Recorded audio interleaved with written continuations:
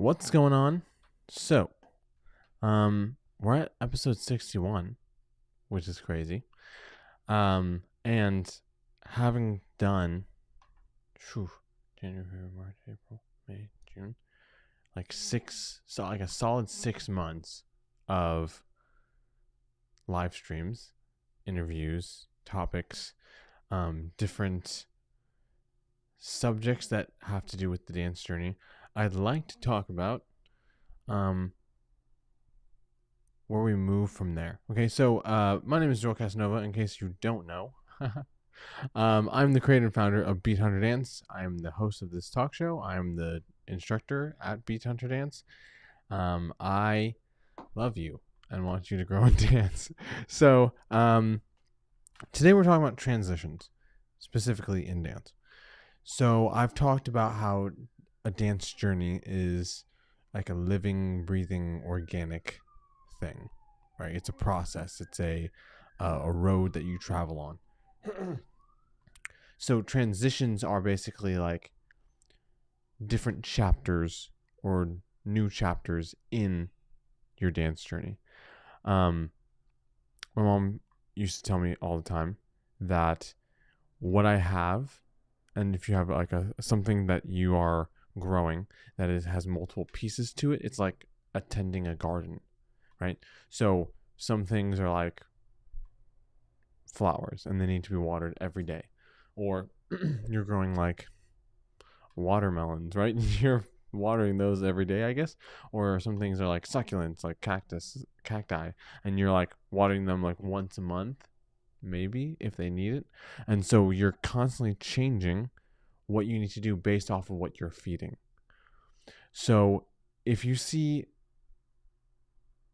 a garden, you'll see, like, over the course of a year, you'll see that it changes based off the season, right? Certain things die and some things grow, and then they go back again. Sometimes they're living at the same time. And so as the gardener for your dance journey, you're adjusting based off the season that you're in your dance journey, right? So there are things that will be consistent, and there are things that will ebb and flow, and then sometimes they flip. One of the most important things, before I give some examples, is that when you are transitioning, you don't necessarily have to know where it's going. Things can just shift, right? For example, I had a student named Connor. Connor was into musical theater.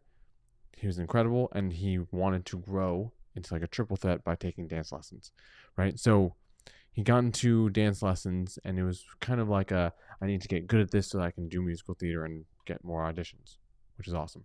And he did. So that was good. But also, as he kept taking classes, eventually he hit this point where he's like, man, I love dancing. So it wasn't just like a means to an end. It was like a love that he grew into. And so then we transitioned. That was a transition within him. And then we transitioned together when we started moving away from me training him in musical theater, because he was getting a bunch of other styles from other places like jazz, ballet, tap, something else, right? And so like while he was doing that, we transitioned from me training him in musical theater to me giving him specifically just hip hop lessons. And so he was getting all the styles in this thing that he already loved, which was dancing. And then he started auditioning for different places to go into musical theater programs in college or at different universities. And so he had to do one ballet audition, which was like showing his technique, doing a combination, doing a bar piece. And then he had to do another one of his choice. So he chose hip hop, which melted my heart automatically. But as we did that, he was now doing something in dance outside of like in a genre that most people probably wouldn't audition for musical theater in anyway. And so he had transitioned into like, now we have this goal of like, I'm auditioning for this piece. I'm learning this piece to audition for different colleges, and he got into a musical theater program. And so that's like a constant seasonal change where it was like, I'm okay at dancing. I can do musical theater stuff, but I'm usually not put into like very big dance pieces. And then now I am training in musical theater, and now I love dance, and now I'm doing hip hop, and now I'm using hip hop to transition me back into musical theater. So it was like, not that he ever stopped musical theater, but he's using this love that he got in a completely different genre for that reason. So his garden, quote unquote, shifted multiple times, but it never really changed. It was still his garden. He was still watering it. He was still attending it, and he shifted things around. Like, I'm going to move this cactus over here, and I'm going to move these flowers over here instead of where they were originally. And so it's not that you're like changing as a person, you have like an existential crisis, but you do realize a change. And sometimes it can be like, is this what I want? And you don't really know because it's shifting. And sometimes you do actually know what you want, and you're like, this is exactly what I needed.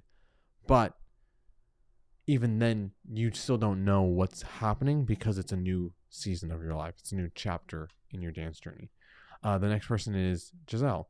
Giselle is a dancer that I've been teaching. And when she entered, she had aspirations of doing like NFL dance teams, right? You have like the Dallas Cowboy cheerleaders, you have hockey teams, you have basketball teams. It's like, I want to be on a sports dance team. So when she came, I already knew that, but we were training her as a dancer, like growing her body, growing her control, growing her expression, growing the skills that she needs to dance, choreography, retention, all the things, right? So we're just growing her as a dancer in general and pulling her out of her dancing instead of just copying the dance pieces that I give her. And now, recently, we started transitioning back, right? So it was like, I just want to take dance lessons because I have, but I haven't done it in a while, but I still love dancing. So let's do this. And that's one of the goals that I have. Because I always ask people what their goals are especially when we do private lessons. And so after we're still training, but after we do the training transitioned into training for an audition. The audition is for a hockey team, dance team. And so we're actually like giving her the goal that she has been aspiring to. And it's a win-win situation because if she doesn't get in, she's training to be in a sports dance team, which is what she wants to do anyway, right?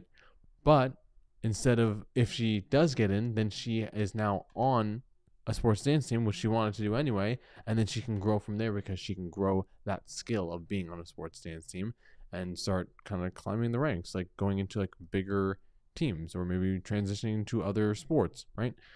And so she's never done anything like this before. She doesn't know how it works. And so that's okay because you shouldn't know something that you don't know, right? Or you don't know what you don't know, right? So it's like if you're doing something new and you're like, I don't know what's going on.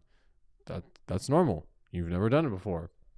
That's fine, right? So where I'm now training her for the specific goal of, hey, let's train you for this audition. And because we have like a solid concrete goal instead of just training, we have a solid concrete goal of like, we're training for this purpose. And she's like showing her personal style in this specific genre of like dance team, cheer, sports dance team.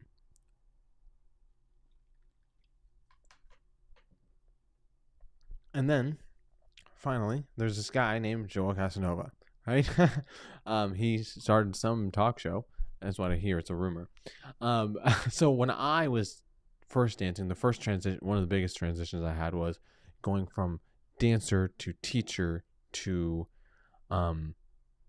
business owner, right? So I started dancing, of course, and performance was the main thing I was doing. I loved it. It was awesome. Competition team performances that I was hired for. I love performing. And then I shifted into being a teacher of dance, not just a performer of dance. And that's a completely different skill. So it's not like, oh, well, I know how to dance, so this should be easy. I'll just translate the skill into the people that are in front of me. That's not how it works at all. Right? You have to train and grow in being a teacher. And so I have now the dance performer side and now the dance teacher side. And then I started a business and I was like, okay, I don't really know anything about business because you can totally start a business that has nothing to do with dancing. but I started specifically a dance business. So as I started this dance business, that's another skill and mindset that I grew into, that I'm now like, okay, dancer, dance teacher, dance business owner. And now I have all three, and I can kind of chameleon my way into all three depending on what I'm doing right now, right? When I moved into that transition, what I realized is that I'm still keeping myself the same. So as I'm dancing in my personal style as Joel Casanova. As I'm teaching dance as Joel Casanova. And as I'm running a dance business, I'm running a dance business like Joel Casanova would run the business. And so, like, I haven't changed, but I started adding new plants, quote unquote, into the garden that is my dance journey. So as I'm doing it, I'm like seeing it and watering different things. So like there's seasons where I was like just teaching and not dancing. So I didn't water that one. I watered the teaching one. And there's other times where I had to grow the business. So I was still teaching, but I was less focused on teaching because I knew kind of what I was doing. It was good. It was watered, but I need to water the business side because now I need to grow in what it is that I'm doing. And then I'll like shift back, and all of a sudden I'm dancing and performing again. So I'm watering that one again. So like I'm doing a line dance competition at the end of this month.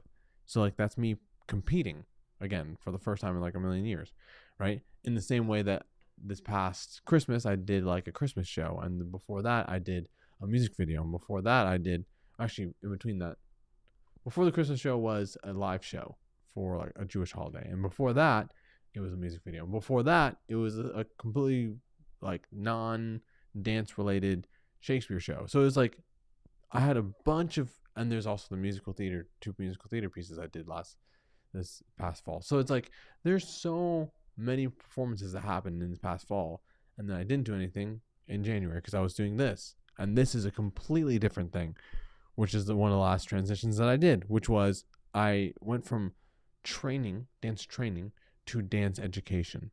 Not that I stopped training. Like we're still training. You can still go on my website. You can still get things that I do, training from me as a dancer. But the dance education piece, like this talk show, talking about the mindset, helping your dance journey be healthy, productive, and 100% yours, which I didn't say at the beginning of this episode. By the way, this talk show exists to help your dance journey be healthy, productive, and 100% yours.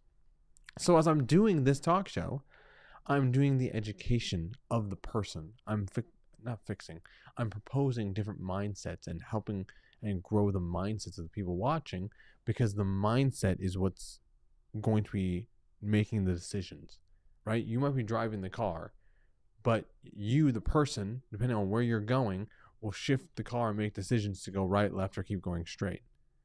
So it's like your mindset is going to dictate the choices and decisions that you make in dance. And so you could actually like stop liking dance because of the mindset that you either develop yourself or you were given by somebody else. And dance is a beautiful thing. You shouldn't ever stop liking dance. So you have to like kind of clean it out and be like, where did I get this mindset? Why do I think this way? That's a really, really important thing, because you could be the best dancer in the world, but if you like hate yourself and hate dance and go straight to rehab, like it doesn't matter. Your life is ruined, and dancing is part of the overarching life that you have. So that is another transition. I'm going to put some more information in the description of this episode, but I have a platform that I'm using called Substack that I'm going to start putting these episodes into, writing articles, doing podcasting, doing giving information and giving mindset building things, such as podcasts, articles, different content that basically is like, okay, me, the person, grew from this. Like, this is something that I grew from. So, but it's in relation to dancing. So I'm not like learning about self-betterment. It's like, I'm a person who owns this dance journey. So I want to do this thing. And I want to train, I guess, shape my dance journey in a way that benefits me, because it's my dance journey. I own it, 100% of it, actually. And it's healthy for me, and it's productive in things I want to do for dancing, whether you're performing in huge stadiums, right? Or if you're like training just because, or you're taking classes because you like exercise through dance specifically, or you're performing and creating choreography. You don't know what you're going to do with the choreography, but you're doing it because you love it. And that's a good enough reason, right? So that is another transition that I'm starting to water different things and have a different mindset on what the business is.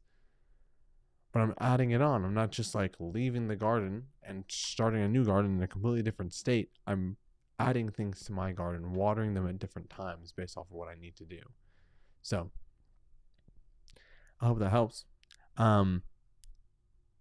Transitions can be scary, but your mindset will help you navigate those transitions even if you don't know where you're going.